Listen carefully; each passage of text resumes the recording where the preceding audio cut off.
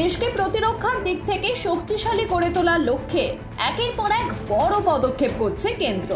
আর সেই লক্ষ্যেই এবার সুখোই 30 MKL ফাইটার জেটকে আরও শক্তিশালী করার প্রস্তুতি নিচ্ছে তারা।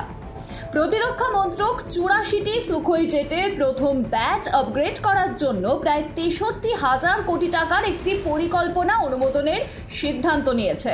আপগ্রেডের পরে এই জেটগুলি আগামী 30 বছরের জন্য আকাশে শত্রুদের পরাস্ত করতে সক্ষম হবে। সুখোই জেটে উন্নত র্যাডার এবং অ্যাডভান্স ইলেকট্রনিক্স, দূরপাল্লার অস্ত্র এবং মাল্টি সেন্সর ফিউশনের মতো একাধিক বৈশিষ্ট্য যুক্ত করা হবে। বর্তমানে ভারতীয় বায়ুসেনার কাছে মাত্র 30টি ফাইটার স্কোয়াড্রন রয়েছে, যেখানে চীন ও পাকিস্তান উভয়ের সঙ্গে মোকাবিলা করতেই 42টি স্কোয়াড্রনের প্রয়োজন। প্রতিটি স্কোয়াড্রনে 16 থেকে 18টি জেট রয়েছে। এমন পরিস্থিতিতে এই সুখোই জেটগুলিকে আপগ্রেড করা খুবই প্রয়োজনীয়। হিন্দুস্তান অ্যারোনটিক্স লিমিটেড আগামী 15 বছরে এই 84টি সুখোই জেটকে আপগ্রেড করবে।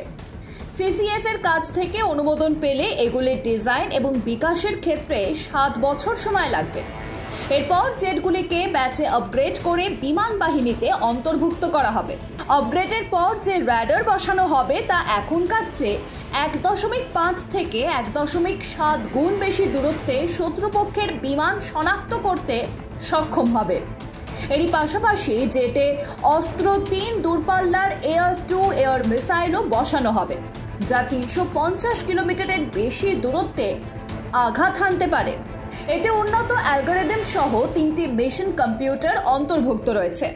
সামগ্রিকভাবে আপগ্রেড করা 51টি সিস্টেমের মধ্যে 30টি HAL, 13টি DRDO এবং 8টি প্রাইভেট সেক্টর দ্বারা নির্মিত হবে। Bureau report, Ritam Bangla.